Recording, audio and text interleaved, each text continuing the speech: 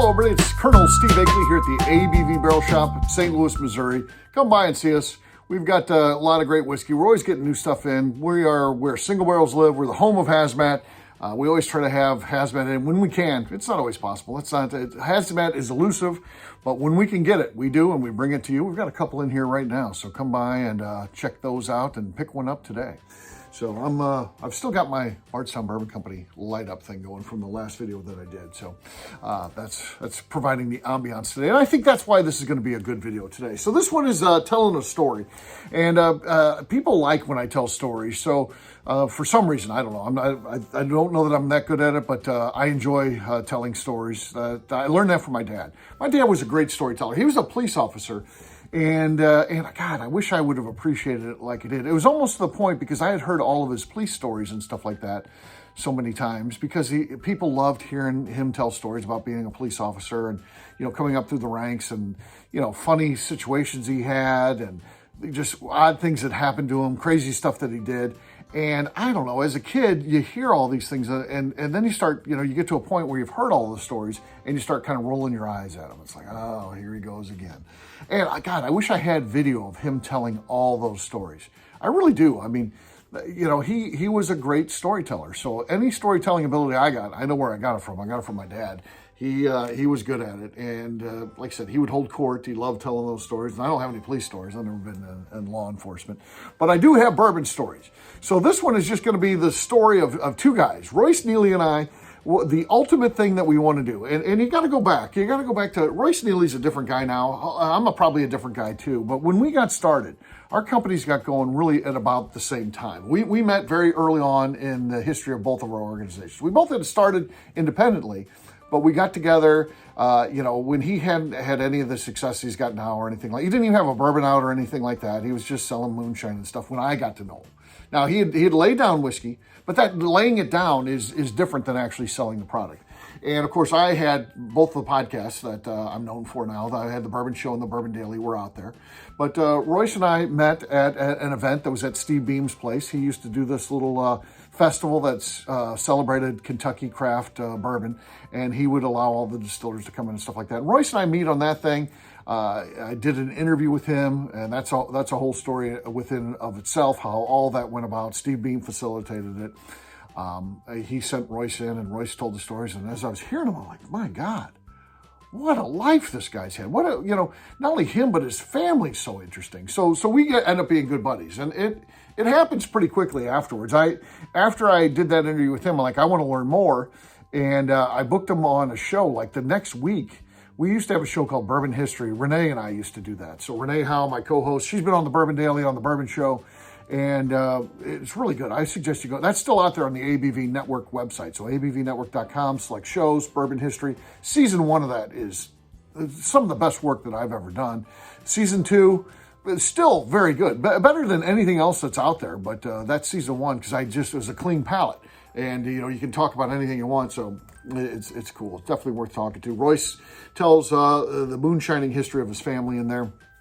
I was blown away by it. So then what happens next?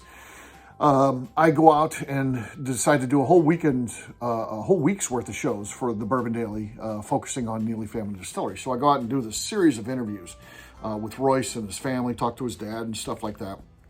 First time they had ever done anything like that. They'd never had a media person, a press junket there. They never had, we're on a podcast or anything like that. Royce is on, I don't know how many podcasts now, not only my stuff, but, a lot of other podcasts as well.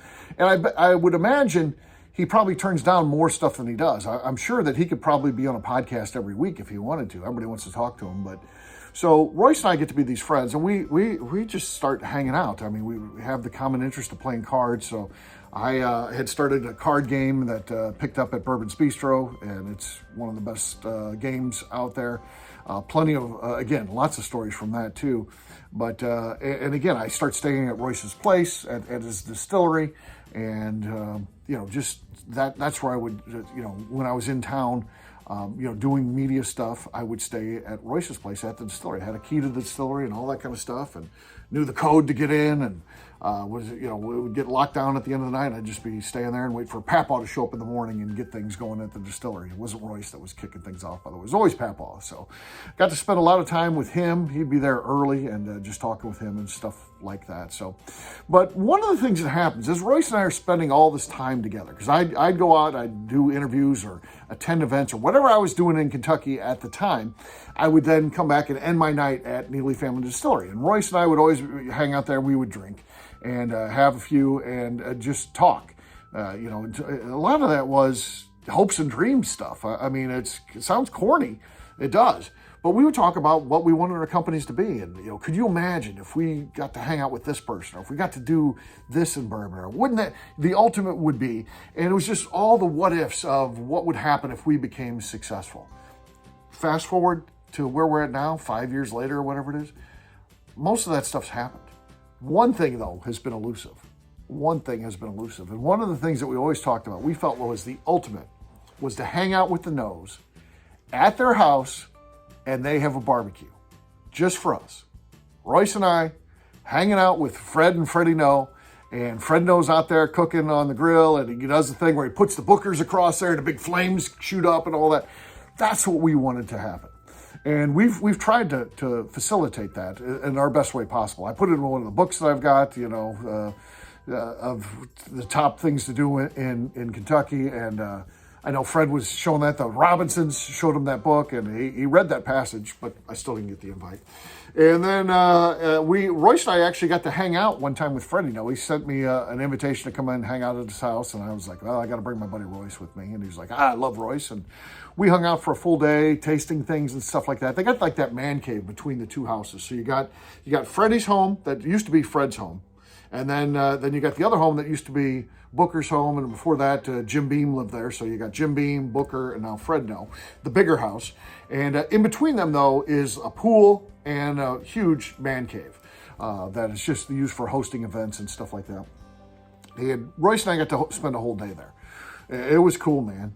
There's so much neat things about going there. We got to see a tour of, the grounds, and you get to see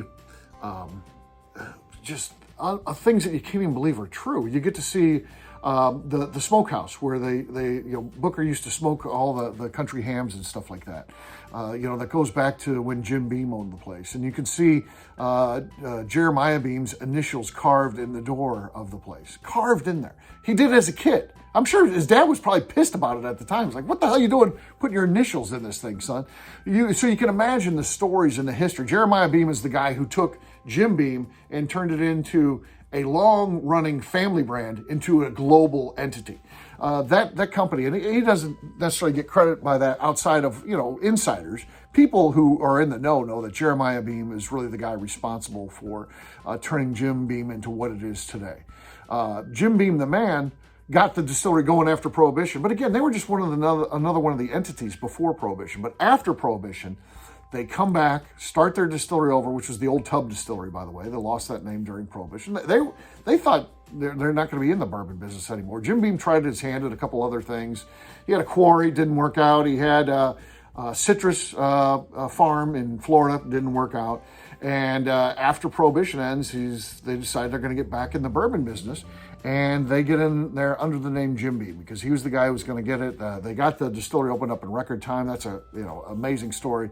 Bourbon historian, somebody like Chuck Cowdery or Mike Veach are the ones to turn to on the information on that. Really, really interesting stuff though, as how quickly they got it up and running, and they're back in business after divesting pretty much everything before Prohibition. So it's cool. So.